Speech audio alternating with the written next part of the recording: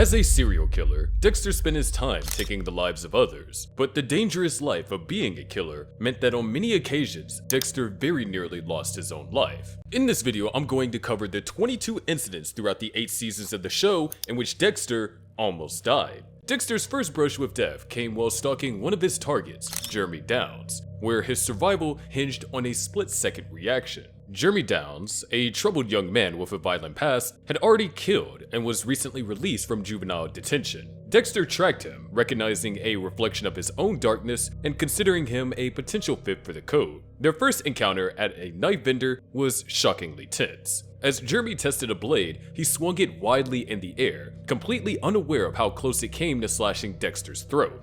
Easy, kid. What the fuck are you doing, boy? I didn't see him. Dexter, with razor-sharp instincts, caught Jeremy's wrist just in time, narrowly avoiding what could have been a fatal wound. Had Dexter missed that moment, Jeremy's impulsive swing could have ended his life on the spot. An ironic twist of fate for someone so calculated in his kills. Of course, the show would never kill off Dexter like this, but in the real world, it could have been a bad accident. While the threat level during Dexter's interaction with Jeremy Downs was relatively low, I can't say the same for the second incident in this video. Dexter's confrontation with Lil Chino and his gang was one of the most life-threatening encounters, where a single misstep could have easily cost him his life. Little Chino, an enforcer for the 29th Street Kings, was a towering, brutal figure Dexter had targeted for his violent crimes. But what made Chino different from Dexter's usual targets was the backing of his brutal gang, making him far more dangerous. After a failed attempt to kill Chino, Dexter tracked him to a celebration party and confronted him while he stepped out for a smoke. I've been waiting for you. Chino, however, was prepared, and as Dexter made his move, several gang members ambushed him. The confrontation turned chaotic, with Dexter narrowly escaping capture and being forced to hide in a storm drain. If Chino and his gang had caught him, Dexter would have met a grisly fate, likely tortured and killed with the same machete Chino used on his victims. This close call left Dexter shaken, but sharpened his focus. He later cornered Chino alone, assuring no chance of escape or backup, and killed him. The incident was a sobering reminder of the dangers of being a vigilante killer. On another day, he could have been caught and killed. While Dexter emerged unscathed from this encounter, the next incident drew blood. Santos Jimenez, the man responsible for the brutal murder of Dexter's mother, came dangerously close to taking another Moser. Hiding in plain sight as the bar owner in Naples, Jimenez became the focus of Dexter's carefully planned revenge. However, the plan unraveled when, tipped off by Lila, Jimenez ambushed Dexter outside a bowling alley. Armed with a knife, Jimenez struck with precision, slashing Dexter's arm in a calculated and almost lethal attack. The assault was chaotic and intense. Jimenez's blade narrowly missed vital arteries, leaving Dexter bleeding and vulnerable. If not for Lila's urgent warning and the swift arrival of Dexter's colleagues, Jimenez could have delivered a fatal blow, ending Dexter's life. Dexter, you're bleeding. It's not deep. I mean, what the hell? Yeah, I'm fine. Jimenez escaped into the darkness, leaving Dexter unnerved and shocked. The close call was a powerful reminder of the thin line Dexter walked between predator and prey. We later found out that Lila tipped off Jimenez about Dexter's location, revealing her manipulative and dangerous nature. By putting his life in danger to maintain control, she exposed her obsession, which ultimately led to her downfall. This isn't the only time she tried to kill him as well. But first, we must go on to Dexter's deadly encounters with Dokes. Dokes, a skilled army ranger and detective, was the only one to sense the darkness beneath Dexter's calm exterior. His instincts were confirmed when he discovered the blood slides linking Dexter to the Bay Harbor Butcher. Determined to bring him down, Dokes tracked Dexter to a remote cabin in the Everglades, where their conflict finally came to a head. As Dexter worked under the cover of night, hauling Jimenez's remains to his boat, Dokes appeared out of the shadows, his gun trained squarely on Dexter. That's right, motherfucker. It's over. How'd you find me? GPS tap on your boat. Jesus Christ, Morgan. Jesus fucking Christ, you're the Bay Harbor Butcher. Dokes' voice was sharp and commanding as he ordered Dexter to surrender. For the first time, Dexter was cornered, unarmed and exposed. But when Dokes shifted his weight, Dexter seized the moment and lunged. The struggle that followed was brutal and raw, both men fighting for their lives. Dokes grazed Dexter's thigh with a shot, leaving him bleeding, but Dexter's determination overcame Dokes' lethal skill. After a chaotic struggle, Dexter subdued him with a sleeper hold, leaving the swamp eerily quiet. Injured but resolute, Dexter dragged Dokes into the cabin and locked him in a cage. And to Dokes' dismay, when he awoke, Morgan was still alive. I hope it's fucking deep. It's a graze wound, minor tissue abrasion. No hemorrhage along the bullet track. Sorry, I think I'm gonna live. If Dokes' shot had landed just inches elsewhere, it could have been fatal, but Dexter managed to escape with his life yet again. It was another close call for him in terms of being caught and being killed. Personally, I found Dokes' death through Lila's actions a bit unsatisfying, which leads me nicely to my next point. Lila West's obsession with Dexter reached its deadly climax when she left her loft ablaze, with Dexter, Aster, and Cody trapped inside. Lila, desperate to keep Dexter, agreed to run away with him, only to discover his plan to kill her after finding his knives and syringes. Consumed by rejection, she lured Dexter, Aster, and Cody into her apartment, locked the door, and set it on fire. Where is Lila? I'm over here. Could have had it all, Dexter.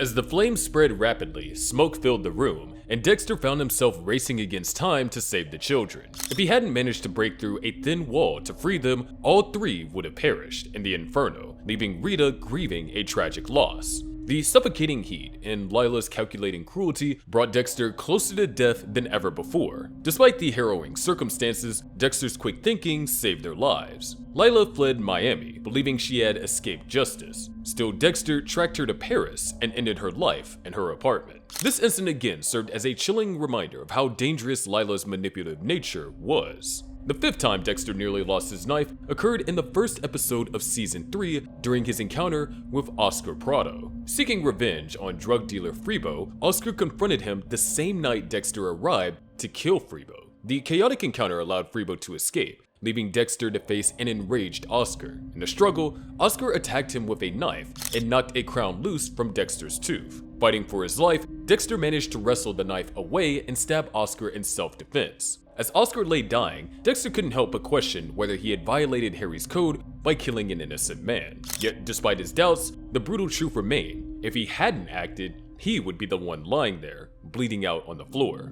I've never killed anyone I didn't completely vet before, whose guilt I wasn't absolutely certain of. I did something wholly inside the moment, and wholly outside the code. Something spontaneous. After discovering Oscar's innocence, Dexter wrestled with guilt and a need to justify his actions. Although the danger had passed, the encounter was a stark reminder that no matter how carefully he followed the code, some things were beyond his control. The next incident involved another one of the Prado brothers, Ramon. Ramon Prado was a ticking time bomb from the moment his brother Oscar was murdered. As Miguel's secret dealings with Dexter came to light, Ramon was left grappling with the devastating loss of both of his brothers, Oscar and Miguel, who were both killed by Dexter. Overcome with grief, Ramon's anger and drinking worsened his mistrust of Dexter, Miguel's so-called best friend, leading to a confrontation at Dexter's and Rita's rehearsal dinner. Fueled by rage and alcohol, Ramon confronted Dexter, cornering him in front of their families and friends. His words were laced with bitterness, but the real shock came when he drew a gun and pointed it at Dexter's face. I should put a bullet in your head. In front of everybody.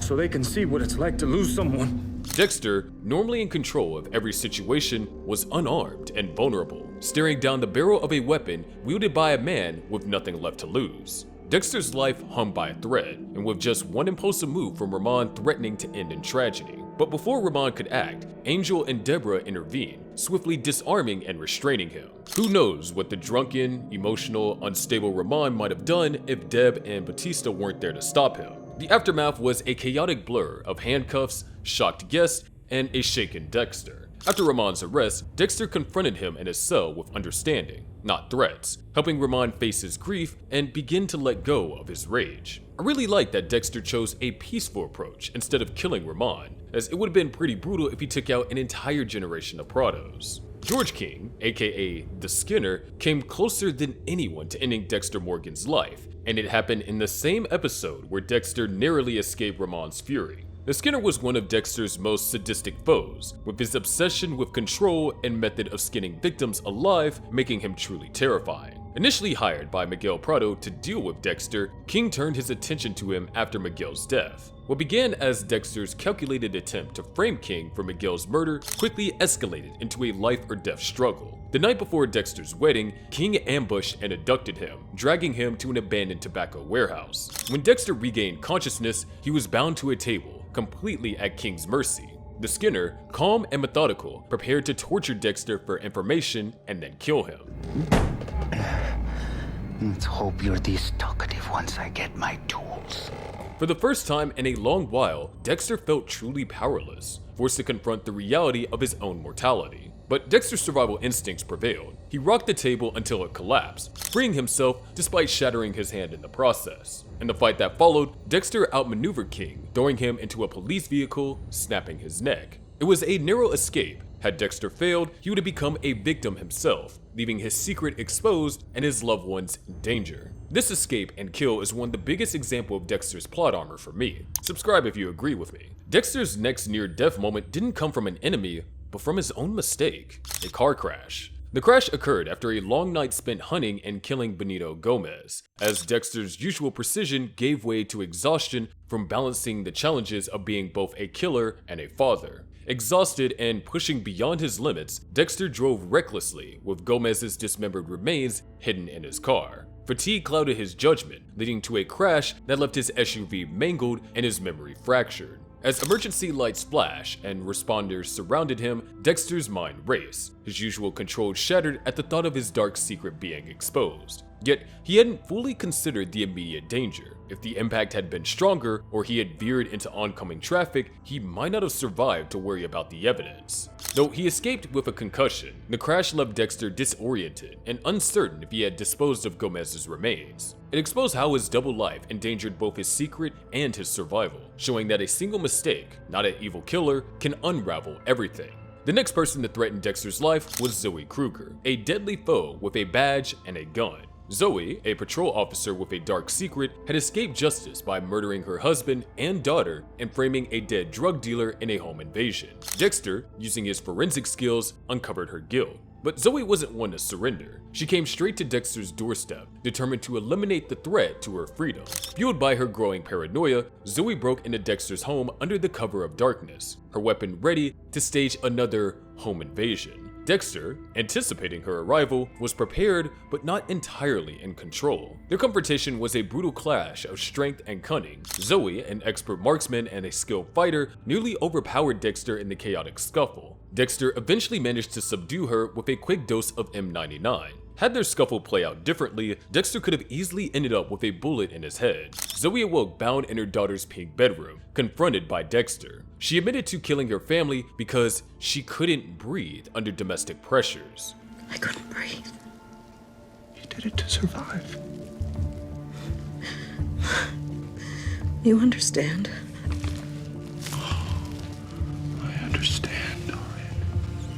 Though the parallel unsettled him, ultimately Dexter saw their stark difference. He protected his family, while she destroyed hers. Resolute, he ended her life, closing one of his most dangerous hunts. Dexter's next near-death experience came in Season 5, with Cole Harmon, Jordan Chase's head of security, and a key member of the Barrel Girl Gang. With military training and immense strength, Cole became a serious threat when he caught Dexter snooping in his home. While searching for evidence, Dexter found a photo linking Cole to the Barrel Girl murderers. But before he can act, Cole ambushed him, locking him in a brutal chokehold. Who the fuck are you?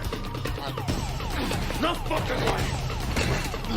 Who are you, motherfucker? The fight was a desperate struggle for survival. Cole's strength overwhelmed Dexter, who found himself unable to break free. As the chokehold tightened and his vision blurred, Dexter was seconds away from death. If Lumen Pierce hadn't intervened, striking Cole with a flashlight, Dexter would have died. Police sirens forced him to flee before Cole could recover, highlighting Dexter's vulnerability despite his careful planning. The encounter again shows the dangers of his double life and solidified Lumen's importance as an ally in his quest for justice. There was also an incident in which he was almost caught, but that's for another video. Dexter's next near-death experience and risk of exposure came at the hands of Stan Liddy, a disgraced former cop turned obsessive investigator. Liddy, growing suspicious of Dexter, set up surveillance in his apartment with Quinn's help. When Dexter realized he was being watched, he tried to eliminate the threat, but walked right into Liddy's trap. Liddy ambushed Dexter, tasing him and throwing him into a van. Armed with a knife, Liddy planned to extract a confession from Dexter, binding him and leaving him vulnerable with the intent to kill. Liddy's plan seemed foolproof, as he had Dexter in his grasp. However, Dexter's survival instincts kicked in just in time. As Liddy began recording a confession, Dexter fought back, using his quick thinking and physical strength to overpower Liddy. In the struggle, Liddy attempted to use the knife to regain control, but Dexter managed to turn the blade against him, fatally stabbing him in the chest. Had Dexter failed to escape or been slower to act, Liddy would have likely ended his life, marking a tragic turn in Dexter's already dangerous double life.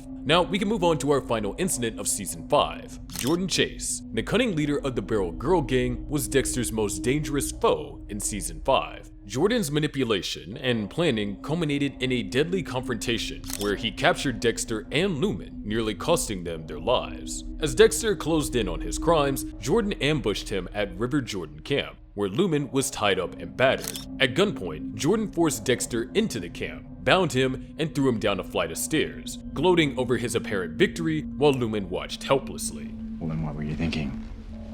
You could be a hero?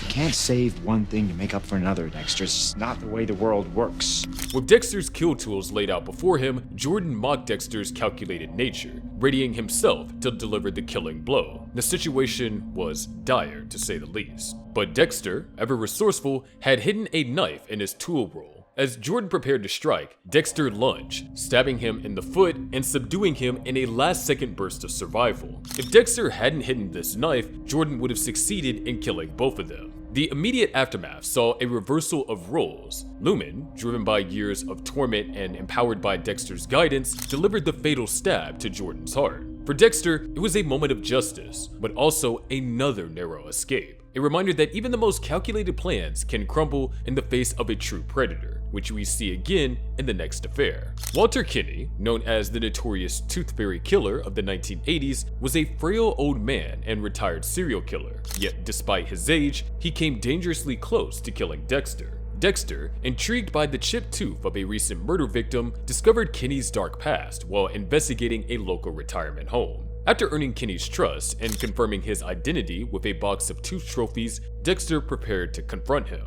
However, Kinney, suspicious, ran Dexter's plates and learned he was a homicide investigator. Pretending to be in trouble, Kinney asked Dexter for help, but calmly pulled a gun on him as soon as he arrived. In that moment, Dexter was completely at Kinney's mercy. Kinney's mocking tone and threats of pulling out all of Dexter's teeth were laced with sadistic glee, revealing that the killer had lost none of his malice. And just for kicks, I might rip out all your teeth before I shoot you. Dexter's life hung by a thread, but his quick thinking saved him. He intentionally crashed the car into a fence, deploying the airbags and disarming Kinney in the chaos. Dexter quickly turned the tables, capturing Kinney and bringing him back to his retirement home and killing him. The near miss was a sharp reminder of just how close Dexter came to being one of Kinney's last victims. The next threat to Dexter's life came from Jonah Mitchell, the Trinity Killer's troubled son, whose scars led to a violent clash with Dexter in Nebraska. Guided by his dark brother Brian, Dexter confronted Jonah about the Mitchell family murders. Jonah claimed Trinity killed his mother and sister, but Dexter, knowing Trinity was dead, doubted his story. Tensions escalated as Jonah's guilt surfaced, leading to a heated confrontation. The pivotal moment came when Jonah, consumed by rage and despair, attacked Dexter in a hardware store, wielding a sharp hook. In a moment of raw aggression, Jonah attacked Dexter, aiming to kill him. Dexter, caught off guard, narrowly overpowered Jonah, pinning him against the wall with the hook at his throat. Kill me! What did you say? Please. You want me to kill you? What are you waiting for? Kill me for what I did? Jonah's confession, filled with pain and remorse over killing his abusive mother, stirred an unexpected moment of mercy in Dexter. Instead of delivering the kill Jonah begged for, Dexter urged him to forgive himself, a striking contrast to his usual methods. If Dexter hadn't disarmed Jonah so efficiently, his life could end brutally. I personally found Dexter's moment of mercy here truly heartwarming and a great example of his character development. Subscribe if you agree with me. The next person to attempt Dexter's life was Steve Dorsey, aka Doomsday Adam, a devoted follower of Travis Marshall and a key player in the Doomsday Killer's agenda. His involvement in Travis's apocalyptic visions and his participation in the murder of Holly Benson made him a dangerous adversary to Dexter. Dexter's confrontation with Steve took place on Travis's yacht, where he mistakenly believed he was facing Travis. Having tracked him down, Dexter was ready for a confrontation, but a critical mistake escalated the encounter into a deadly one. When Dexter boarded the yacht, he mistakenly identified Steve, who was wearing a hazmat suit, as Travis. The two clash, and Steve grabbed a knife, attacking Dexter. The struggle between them was intense, and Dexter only managed to gain control at the last second, fatally stabbing Steve in the process. You're too late. Wormwood can't be stopped. Whilst Dexter was annoyed that he hadn't killed Travis, if he had failed to subdue Steve in that moment, he would have likely been fatally stabbed. This encounter shows how narrowly Dexter avoided death, with Steve and Travis's fanaticism making them unpredictable and deadly. Which brings me on nicely to the next point. Travis Marshall's attempt to kill Dexter Morgan by casting him into the Lake of Fire was, in my opinion, one of the closest calls of Dexter's life. The Doomsday Killer, Travis, was consumed by his delusional belief in divine prophecy, seeing Dexter as the beast in his apocalyptic vision. Travis's plan reached its climax in the Miami Sea, where he used Dexter's own tranquilizer to incapacitate him, tie him to a gasoline-filled life raft, and set it ablaze. This was how it was always meant to be. I will wait on a pillar of light for God's return, and you'll burn in eternal hellfire. As the flames consumed the raft, a bound and disoriented Dexter was dangerously close to death with no clear escape. Dexter escaped the fiery wreckage by diving into the ocean, but without that split-second decision, he would have burned alive. Stranded and disoriented in open water, his survival depended entirely on chance. If the boats of migrants hadn't appeared when it did, Dexter would have drowned, and his secret would have died with him. Shaken and aware of how close he came to losing everything, especially his son Harrison, Dexter acted swiftly. While Travis, believing he had won, prepared to sacrifice Harrison as the lamb, Dexter's survival turned the tide. Fueled by paternal rage, he stopped Travis just in time, ending the Doomsday Killer on his table. The next one on this list is another example of Dexter's plot armor. Ray Speltzer, the Minotaur Slayer, was one of Dexter Morgan's most formidable foes, and was one of his few targets that almost defeated him. Known for his brutal rituals, Speltzer had built elaborate mazes where he hunted his victims while donning a bull-horned helmet, which earned him a place on Dexter's table. When Dexter infiltrated Speltzer's RV to collect evidence and confirm the code, he underestimated the killer's unpredictability. Speltzer returned early and ambushed Dexter, using his raw physical power to dominate him in the cramped space. Despite Dexter's skill in combat, Speltzer managed to knock him unconscious, leaving Dexter vulnerable in the hands of a psychopathic killer. Dexter awoke in Speltzer's meticulously crafted maze, disoriented and confronted with a grim reality: fight or flee. As Speltzer, wielding an axe, stalked him with sadistic delight, Dexter knew his only chance was to run. The deadly pursuit turned the maze into a lethal game of cat and mouse, with Speltzer's brutal strikes narrowly missing their mark. Although Dexter ultimately escaped, the experience left him shaken and again reminded him that he wasn't invincible. If Dexter had stumbled, taken a wrong turn, or even made the slightest mistake, he would have become the next victim in Speltzer's gruesome maze ritual. If you think that Dexter was lucky here, just wait until you see the next incident in this video. Isaac Serco, the calculating leader of the Koshka brothers, came perilously close to killing Dexter on multiple occasions, the first incident being in his home. Driven by vengeance for his lover Victor Baskov's death, Isaac meticulously planned his confrontation with Dexter. Lying in wait inside Dexter's apartment, armed with a gun and a collection of torture tools, Isaac was determined to make Dexter suffer before he killed him. What Isaac hadn't anticipated, however, was Dexter's instinctive attention to detail. As Dexter approached his front door, he immediately noticed a small but critical anomaly: the shutters. My curtains are open. With Harrison gone, Jamie's not around. Someone has been in my apartment.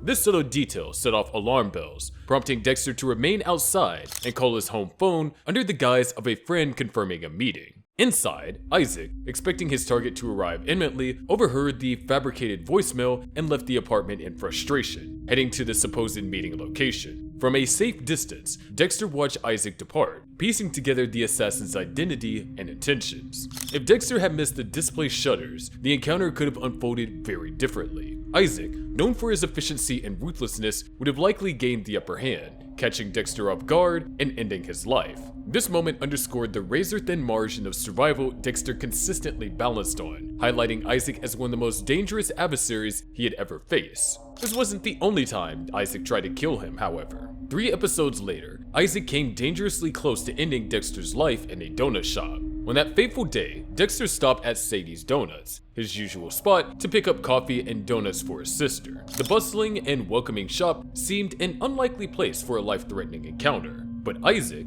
unwavering in his pursuit, sat in his car outside, armed and ready. Dexter, distracted momentarily by a phone call, dropped his keys and bent down to pick them up, a trivial act that saved his life. As Dexter bent down, Isaac fired, the first bullet shattering the glass just above him. Calm yet menacing, Isaac shot again, sending patrons scrambling for cover. Dexter barely avoided the second shot before Isaac sped away. The shop was in chaos, but Dexter's focus remained on survival. This encounter had forced him to rethink his strategy against Isaac, escalating their deadly rivalry with each move. While it surprisingly ended in friendship, it unsurprisingly also ended in death, which I thought was kinda sad. I think they genuinely could have been friends, but oh well. Dexter Morgan's attempt to end both her and Dexter's lives in a shocking moment of emotional despair nearly turned fatal for Dexter himself. After moments of grappling with guilt over killing Maria LaGuerta and the emotional toll of discovering Dexter's secret life as a killer, Deborah had spiraled into a dangerous mix of resentment, hatred, and confusion. During a tense drive, Deborah, overwhelmed after learning Harry took his own life because of Dexter, lost control of her emotions. In a split-second decision, she grabbed the wheel and drove the car into a lake. Water poured in as the vehicle sank, leaving Dexter unconscious from the impact and trapped inside. A fisherman pulled Deborah to safety, but she stood on the shore, torn between her desire to escape Dexter and her instinct to save him. If she had decided to walk away, Dexter would have drowned, his dark secret lost beneath the water. Overwhelmed, Deborah ultimately dove back in and dragged him out, saving his life at the last moment. Both were shaken. For Dexter, it sparked simmering anger that his own sister tried to kill him, adding another close encounter with death. The incident deepened the rift between them, revealing her inner turmoil and the fragile line between love and destruction in their relationship. However, as I said in a previous video, this marked the healing process for both of them. Now we can move on to Dexter's final encounter with death in the show. Oliver Saxon, the brain surgeon, was a cold, calculating killer who had evaded capture for years. When Dexter broke their truce, Saxon made him his next target. Determined to put an end to Saxon's terror, Dexter and Deborah devised a plan to capture him, knowing full well that failure could be fatal. With tension high as night fell, Saxon, intent on making Dexter his next victim, broke into his home with a knife, preparing to strike while Dexter pretended to sleep. But Dexter and Deborah had planned for this. Just as Saxon moved in,